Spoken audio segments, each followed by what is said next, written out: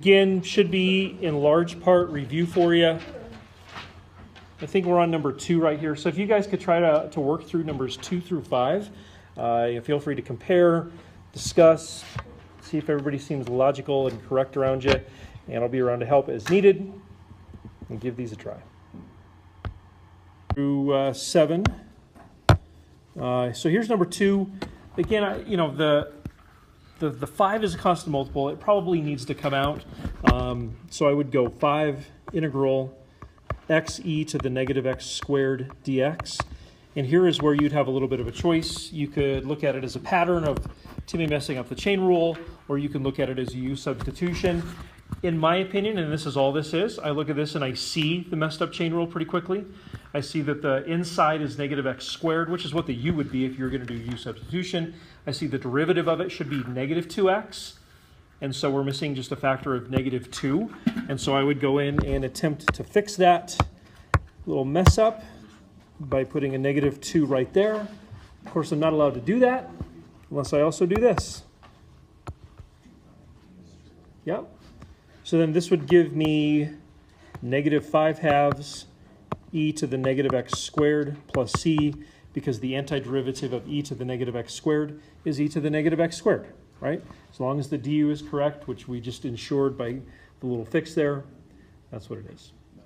Okay, you maybe did u substitution and that's great. Did you get the same thing?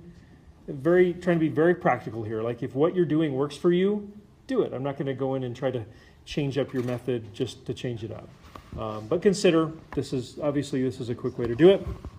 Number 3, similarly, right? You've got sine of x times e to the cosine x for an integrand. You can see that the inside is cosine of x. So if you were going to do u substitution, that would be your u, wouldn't it? But when you found your du, didn't you see your du as negative sine of x dx? And so I would look at that from a chain rule pattern and say, well, we got it right, except for the negative that should be on the sign. And so I'm going to put that in there, right there, and then the negative on the outside to balance that out. So all of this just goes back inside. We end up with negative e to the cosine of x plus c, because once again, the antiderivative of e to the u, du is just e to the u. Does that make sense? Any questions? Okay. Number 4 obviously had a lot of algebra. Needed to be done before we did much of anything else. So let's see here. I think I would rewrite this to be e to the x to the negative 1 times x to the negative 2 dx. And maybe this is one that was complicated enough. Maybe you think, okay, I definitely want to do u substitution here. So let's do it that way this time. If I was going to do u sub, I would say that u would have to be the inside. Therefore, du would be negative x to the negative 2 dx. So maybe when you do it this way, you can see, well, look, we're only off by a negative 1 multiple. And so we end up with the integral of, I guess it would be negative integral of e to the u du. So then the antiderivative of e to the u du for the 1000th time is e to the u plus c. So it would be negative e to the u plus c. You plug back in negative e to the x to the negative 1 plus c. If you ever have your doubts about these, how could you check real quick or sort of quick? Try a derivative, right? Hopefully the thought is, like, if you're good enough to do the antiderivative right, you're good enough to do the derivative right to check, but you could be making mistakes both directions possibly. So when you're checking, be super careful with negatives and chain rules and things like that. So it's not like a surefire way of checking. We're assuming, I guess in that case, you're a little better at derivatives than integrals, or at least as good. So who knows? You guys have any questions on 2, 3, 4? Those are all antiderivatives. Okay, so then in 5, 6, and 7, of course, these are all definite integrals where we will not be getting a function plus c, we'll be getting just a number. And so let's take a look at number 5. Gosh, I mean, you can do this a number of ways. Maybe, can I do u sub here? Does that work? Just to be different? So I would say, if I'm going to do u substitution, u equals negative x, du equals negative 1 dx. So then when I substitute, I would have integral. I'll just leave the limits off for the moment. And it would be e to the u. And then dx would be replaced by negative du. So du would go here. The negative 1 would get pulled out, I would say. Now our old low limit was 0. And if u equals negative x, then the new low limit would be negative 0. Or just 0, right? Yeah. And then the new high limit, the old high limit was 1. The new high limit would then be negative 1. Right? Is this making sense? Okay.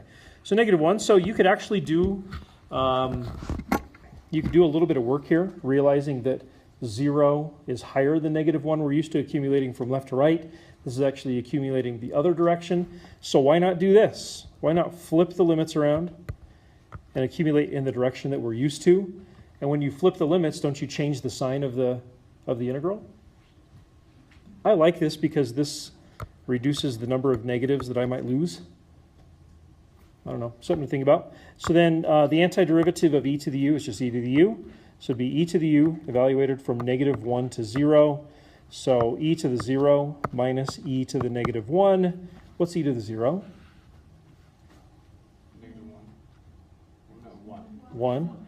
1. Minus 1 over e, something like that. Does that work for you guys? Is that how you did it? Did you guys do it a different way? I just plugged it in. Did you do the, what do you mean? Just bring down negative 1 and negative 1 on the outside. And then So you did the Timmy messed up the chain rule thing. Yeah, no problem. You could definitely do it there as well. I decided to be different this time. Real exciting, I know, but I decided to be different. Okay, number 6. Integral from negative 1 to 0 of e to the x, cosine of e to the x. This takes it up a level, right? Obviously, it's a product, but can you see how one of the factors goes with the derivative of the inside of the composite? That's really the key here. Recognize that it is a product, but one of them is a composite, and the inside derivative goes with the other factor. So, and doesn't it go perfectly with it? Like, Timmy did not mess this up at all, did he? Yeah, he's the man, at least on this question.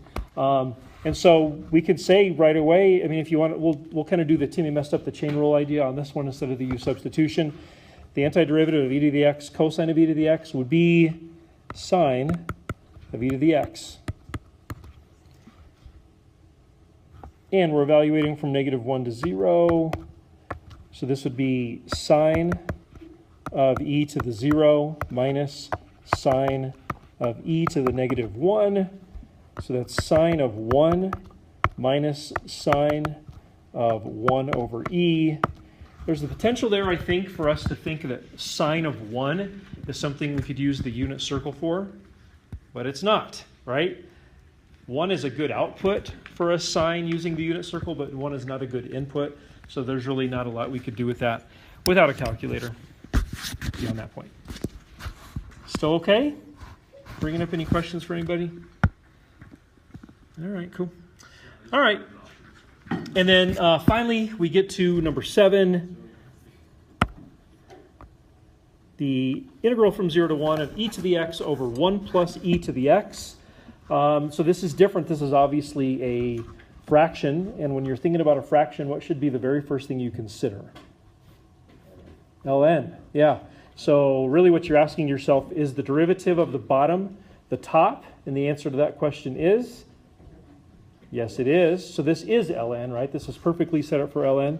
So this would be natural log of the absolute value of the denominator. Are the absolute values necessary there or unnecessary?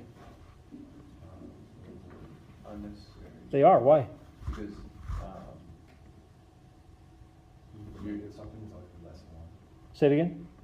Something is always less than 1. The point being, though, that less than 1, but positive, right? Yeah. So e to the something will be positive. 1 plus that positive will be a positive. So there's no way we could actually do like a ln of a negative. So I've got the absolute values in there, but they don't really matter. So we plug in, do FTC1, we'll end up with ln of 1 plus e minus ln of 1 plus e to the 0. So, of course, you could simplify a little bit and get that. You also could simplify and say that the difference of two logs is the log of a. How could you, yeah, you could condense it using a quotient. So you could, and this, I would say the AP folks are not beyond having that be an option on a multiple choice question. Those AP folks, you know who I'm talking about. Yeah. Anyway, so possible answer there. Okay, let's take a look at our final section here in 5.4, 5.5. These two sections are all kind of smashed together. These are based on rules, and here are the rules. Like if you didn't watch the video, you don't remember last year, go back and watch the video. You'll get a sense of it right here. There's basically 3 rules, 2 of which, or really all 3 of them you could think about in terms of a chain rule. But here we go. We're supposed to differentiate with respect to x, I suppose, since they're all x's over there. So I don't know if you watched the video, if you just remember this. What do you think the derivative, or what do you think dy dx is for number 1? ln of a times a to the x. Oh, wait, sorry. I don't see any a's in there. No, ln of 2 times 2 to the x. There we go. The way that I remember this one, this is like a pretty good way to remember it, although there is a counterpoint to it. I just remember that this works for e, right? Because e is an exponential, just like 2 to the x is an exponential. So the derivative of e to the x is e to the x. Well, if you think of the base being e, you'd get ln of e, which is just 1 times e to the x. The whole thing would end up being e to the x. And so it works for e. That's how I remember this. Number 2, y equals 2 to the 3x. Now it's composite. What do you think y prime would be for this one?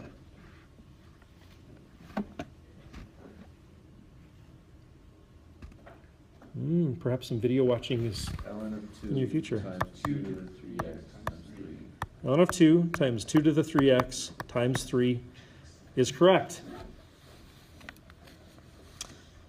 All right, how about number 3? This is log base 4, so this is not ln.